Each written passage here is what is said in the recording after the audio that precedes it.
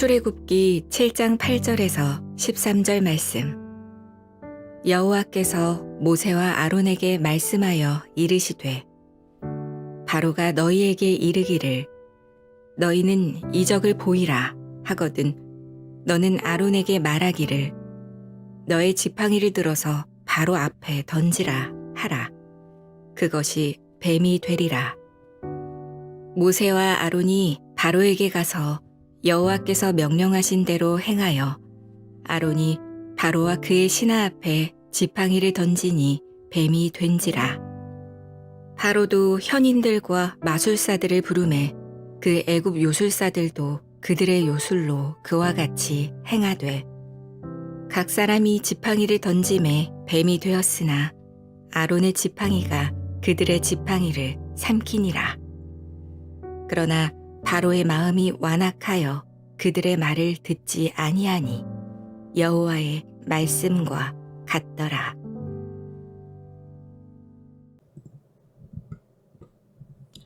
샬롬. 오늘도 하나님의 말씀으로 하루를 시작하시는 여러분들에게 하나님의 은혜와 평강이 충만하게 넘치시기를 간절히 축복합니다. 2025년 6월 2일 월요일 우리 출애굽기 7장 8절에서 13절 말씀을 가지고 가짜는 진짜를 이길 수 없습니다 라는 제목을 함께 말씀 나누도록 하겠습니다. 우리는 살아가면서 진짜와 가짜를 구별해야 되는 순간들을 마주하죠. 한국에서 특히나 식당의 원산지 그런 것 때문에 참 말이 많았던 기억이 있는데 인간관계 또 우리가 체코에 살면서도 한국도 마찬가지지만 부동산 계약서, 이력서, 신분증, 위조지폐 또 보이스피싱 너무나도 많죠. 이 진위 여부를 가려내는 일은 매우 중요한 일입니다. 이를 위한 시스템과 법 체계를 비롯해서 속지 않기 위해 여러 노력들이 사회 전반에 자리 잡고 있습니다. 그럼에도 불구하고 이 가짜와 이 진짜를 구별한다는 것이 결코 쉽지 않죠. 진짜와 가짜를 구별해야 되는 이유는 가짜 안에 담긴 의도 때문인데 가짜 안에는 속이기 위한 의도도 있고 이에 속을 경우에 크게 손해를 보게 됩니다. 그 손해 정도에 따라서 막심한 고통과 아픔을 겪을 수도 있죠.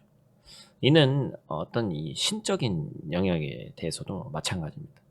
이 절대자의 존재 여부에 대한 논란부터 신이 있다면 누가 신인지 또 진짜 신이 누구인지 하나인지 여럿인지 진짜를 잘 구별해낼 수 있어야 되는 것이죠.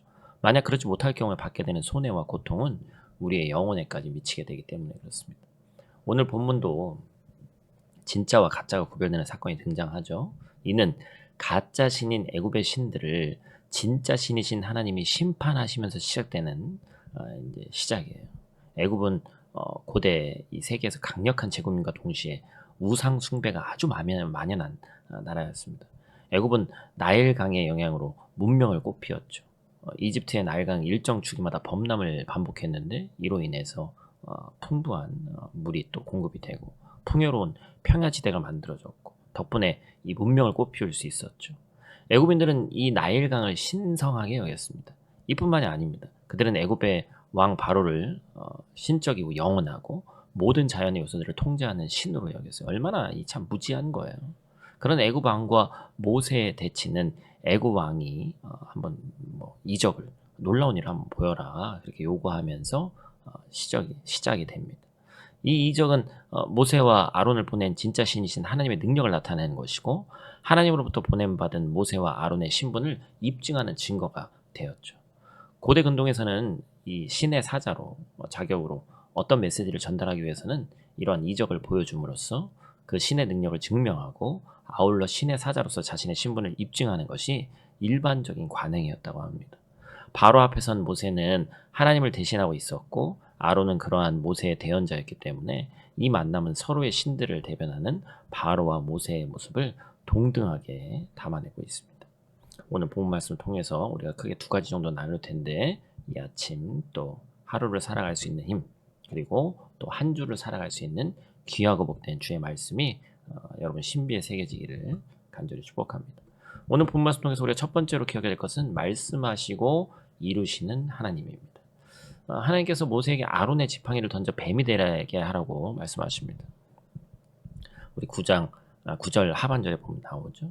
이 우주적 전투의 처음 대결은 이집트의 종교적 상징들을 향해서 아론의 지팡이를 던지는 것부터 시작했습니다.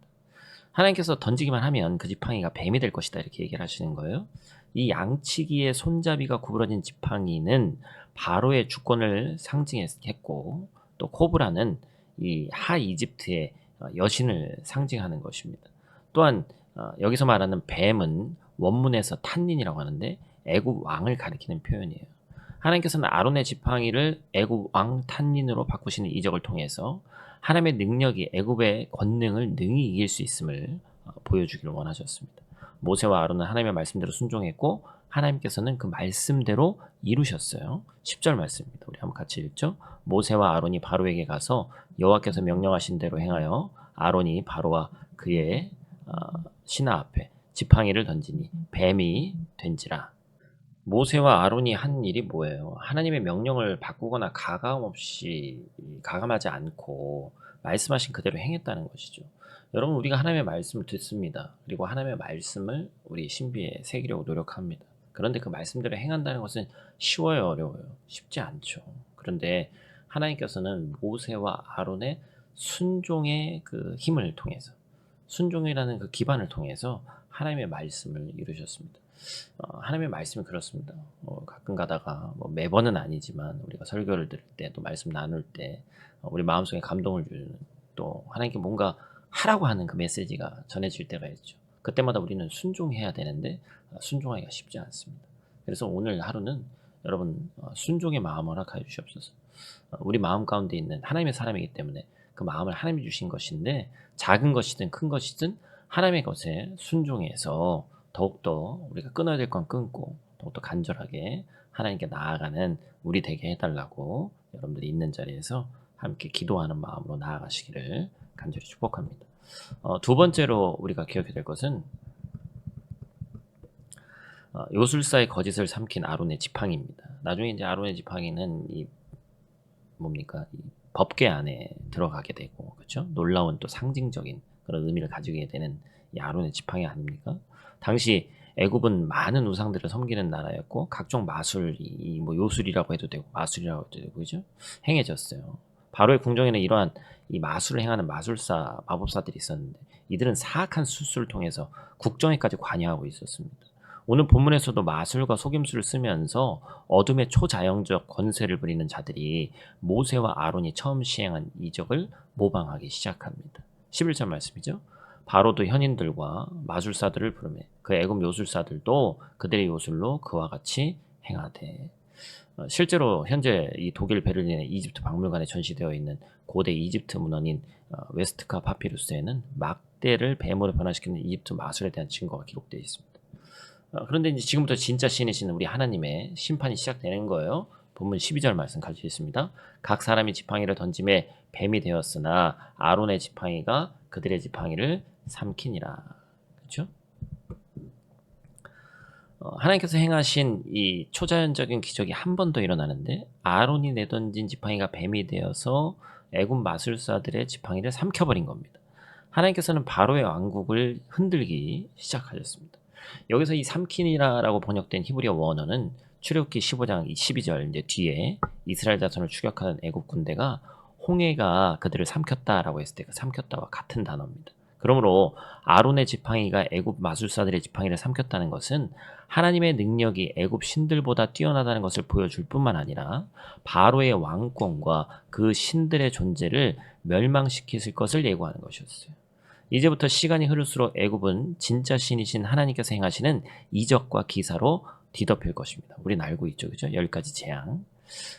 바로는 이 애굽의 거짓된 가짜 신들과 바로 자신이 진짜 신이신 하나님의 도전을 정면으로 받고 있음을 깨닫기 시작할 것입니다.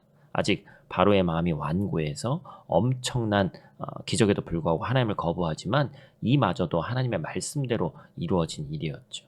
그렇죠?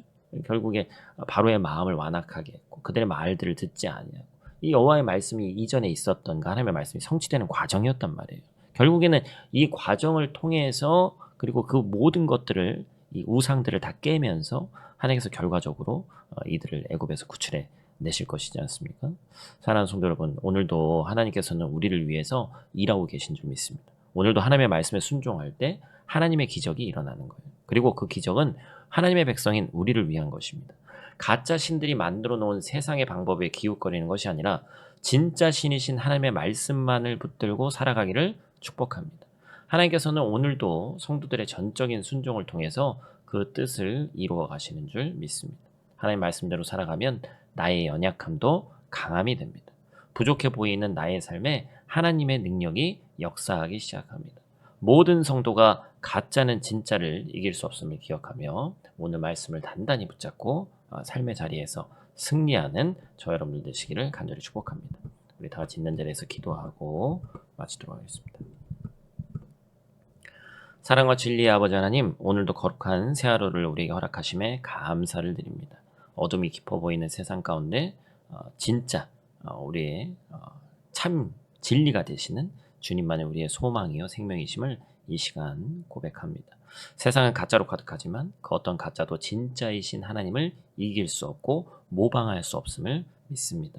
바로 앞에 선 모세와 아론처럼 오늘도 우리가 주님의 말씀 앞에 순종하게 도와주시고 세상의 속임수 앞에도 물러서지 않는 귀한 믿음을 허락하여 주시옵소서. 주님의 능력은 언제나 말씀 위에서 역사하셨고 오늘도 우리 삶 속에서 이루어지는 줄 믿습니다. 우리의 연약한 지팡이가 주님의 능력으로 뱀이 되었듯 작고 보잘것없는 우리의 순종이 주님의 힘과 능력을 드러내게 하여 주시옵소서. 오늘도 진짜이신 우리 하나님을 신뢰하게 하시고 가짜의 유혹을 물리치고 말씀 위에 굳게 서는 하루 되게 하여 주시옵소서. 예수님 귀하신 이름으로 기도드립니다. 아멘.